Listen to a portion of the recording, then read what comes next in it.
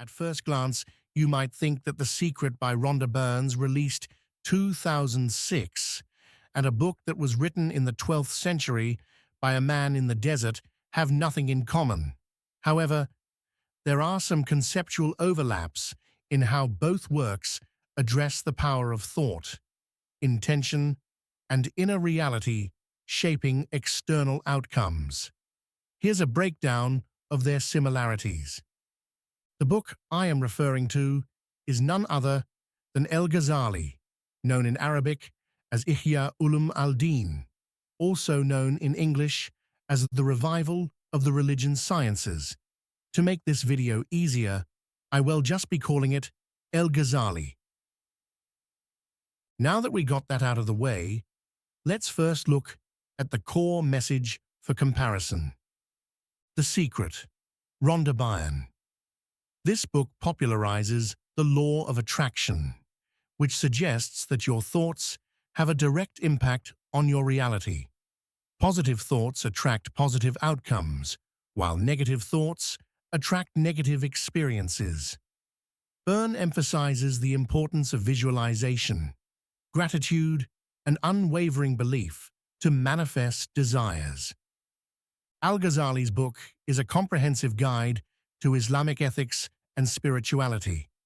It discusses the purification of the heart, tazkiyah, the importance of sincere intention, niyyah, and how one's internal state influences both worldly and spiritual outcomes.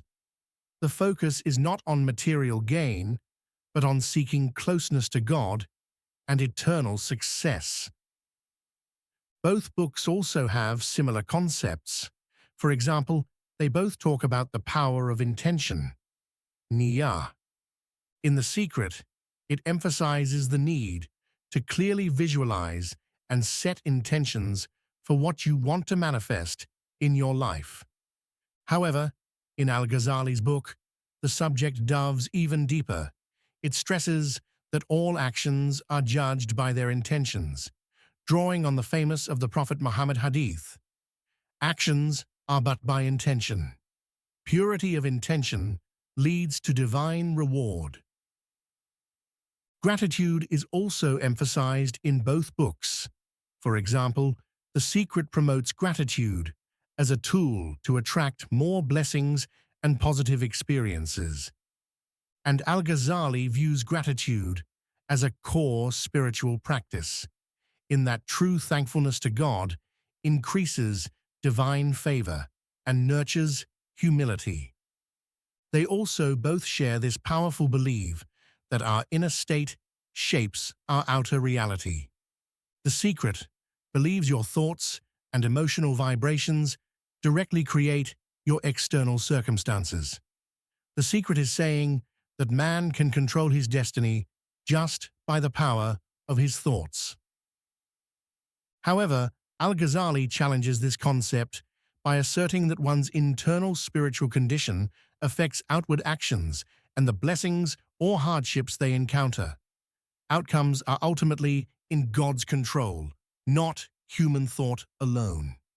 Now, I want to look at some of the key differences between the two. The Secret is primarily concerned with manifesting worldly desires, wealth, health, relationships, and that humans will find happiness and inner peace if they have all their worldly desires fulfilled. Now, Al-Ghazali focuses on transcending worldly attachments to seek eternal, spiritual success in the afterlife, and that humans can only find true peace through spiritual focus by worshipping God. And this leads to a major difference, and that is their source of power. The Secret suggests that individual thought has a universal, almost magical power to shape reality, which is an opposite view from Al-Ghazali that emphasizes that all power and outcomes are from God's will, qadar, and human effort must be accompanied by trust in God. Another important subject is ethical boundaries. The Secret does not explicitly address moral or ethical considerations in pursuing desires. It seems to have no limits when it comes to achieving one's desire. Al-Ghazali, on the other hand, insists that intentions and actions must align with divine law and moral responsibility when chasing after worldly desires, and if that is not achieved, then this will lead to one's destruction. Now, let's bridge both concepts together. While The Secret promotes a materialist, individualistic worldview, Al-Ghazali frames human effort within a spiritual and ethical context, emphasizing that success ultimately lies in submission to God's will. Both acknowledge the transformative power of inner thought, but Al-Ghazali grounds this in divine providence and moral accountability. Now let's take a deeper dive into the philosophical, spiritual, and practical dimensions of The Secret by Rhonda Byrne and The Revival of the Religious Sciences by Imam Al-Ghazali, exploring their similarities, differences, and how their perspectives on thought, intention, and reality intersect and diverge. The both speak about the nature of reality. For example, The Secret proposes that the universe operates on the law of attraction. Whatever thoughts and feelings you project into the world will attract corresponding outcomes. This is a very popular belief shared in the modern world. For that positive energy attracts positive circumstances. Negative energy brings negative experiences. This view aligns with a metaphysical understanding that your mind directly influences physical reality. For example, if you think positively about wealth, you will attract financial abundance. However, Al-Ghazali is not concerned with popular belief. As he did not exist in this modern world, he describes reality as being under the absolute control of God, Allah. While human intentions and actions play a role, nothing occurs without divine decree, qadar. External outcomes are manifestations of God's will, and while human effort is valued, ultimate results are in God's hands. A simple example of this is wealth is granted by God as a test or blessing. Positive thought alone cannot guarantee it. One must pair spiritual sincerity with lawful effort. It is clear that both emphasize that internal states influence external realities.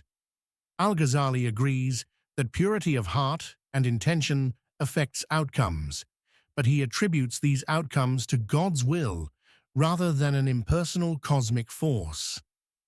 The Secret seems to follow Al-Ghazali words, but it keeps removing God from everything and replaces it with the words, me or the universe. Now we will talk about the power of intention, as it plays an important role in both books. In The Secret, intention is framed as a tool for manifestation. By clearly envisioning what you want and emotionally aligning with it, you draw that reality toward yourself. Intention is both a mental and emotional force. For example, if you repeatedly visualize a new job with belief and gratitude, you will attract it into your life. Al-Ghazali dedicates extensive discussion to intention. He cites the well-known hadith, "Actions are but by intention, and every man shall have only that which he intended." Intention determines the spiritual value of an act. It must be sincere and aligned with seeking God's pleasure, not worldly gains. For example, working a job with the intention to provide for one's family and serve God earns spiritual reward beyond mere financial success, and its effects are mentioned in both. In The Secret, gratitude is a core practice for raising your vibration and attracting more good things. Byrne suggests that the more grateful you are, the more the universe rewards you with positive experiences. For example, Keeping a gratitude journal where you write down things you are thankful for can increase happiness and material success. However, Al-Ghazali goes very deep in this subject, as gratitude is a key spiritual virtue. Al-Ghazali outlines 3 levels of gratitude. Gratitude of the tongue, expressing thanks to God. Gratitude of the heart, acknowledging God as the true source of all blessings. Gratitude through action, using blessings in ways pleasing to God. For example, wealth should be met with gratitude by sharing it through charity. Notice how gratitude in the secret is just about that one individual. By being grateful, you can achieve more worldly things. Again, this can be seen in today's modern world more than any other time. In Al-Ghazali teachings, the word gratitude is not used for worldly things, but instead, it's the gateway for opening up the heart for true enlightenment. Now let's look at the role of effort and divine will from both perspectives. The secret suggests that external reality is shaped almost exclusively by thought and belief. While action is acknowledged, the emphasis is on mental energy as the driving force behind results. For example, you do not need to understand how something will manifest. Just believe it will. Again, the secret is trying to show how man is so powerful. It's as if the world is submitting to his domain, and we all know in reality this is not the case. Now, on the other hand, Al-Ghazali emphasizes the balance between human effort and trust in God, tawakkul. While you must work and take practical steps, outcomes are solely determined by God's wisdom. For example, if you want success in business, you must work hard, pray for God's blessing, and accept the result as part of God's divine plan. The final point that I want to look at is the subject of ethical and moral boundaries. This subject always gets the atheist panties in a twist, so please calm down and relax. The secret does not place strong moral or ethical guidelines on what you can manifest. If you desire something, you are encouraged to pursue it through mental focus, regardless of its broader consequences. For example, attracting wealth is seen as inherently positive, without questioning its ethical implications. This is the source of the secret, and that it's largely subjective. What is considered good or bad is determined by personal feelings or societal norms. If something makes you happy or successful, it is seen as good, regardless of how it affects others. There is no external divine authority, only the law of attraction, which does not judge moral intent. So basically, there is no moral compass. It's broken. Where is the compass pointing? Which direction should I follow? There no direction, because the compass is pointing everywhere. So how will you get your source of power if you don't know which direction to go? So even after reading the whole book, you are still lost. However, this is not the case with Al-Ghazali.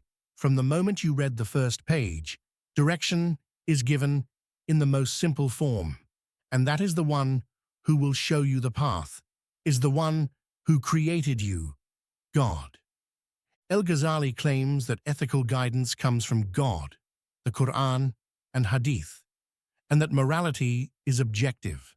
Actions are good or bad based on divine law, halal or haram, not just personal desires, and that humans are accountable to God for their intentions and deeds. In summary, the secret will make you think that you have control and power over this world, when in reality, this is a deception. As human beings, the only true power we have is the willpower to make choices and which path to follow. By following the secret, you will be following worldly materialistic things, and living life as if a small little thing called death did not exist. And here lays the danger, and this will make you attached to things that have no true value. Money and the world will end up controlling you, and you will become a slave to this world.